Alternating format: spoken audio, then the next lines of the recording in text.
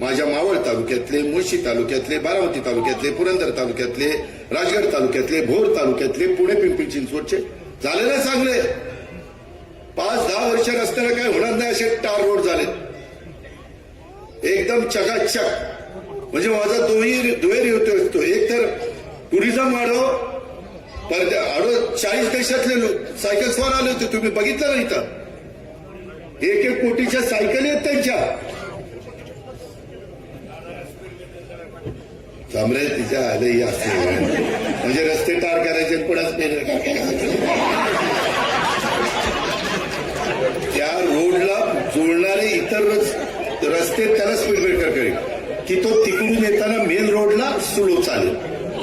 परंतु मेन रोडला speed breaker केल्यावर त्या रोडचा काही अर्थच नाही. आता आपला यवतवरून आणि पाटसवरून आम्ही बारामतीपर्यंत येतो किंवा आमच्या पिंपरीपर्यंत येतो.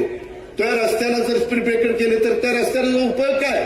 त्या रस्त्याला जे रस्ते जोडले जात आहेत ते हळूच तिथं जोडताना ते स्पीड ब्रेकरहून त्याला जोडले जातील, अशी व्यवस्था करायची असते.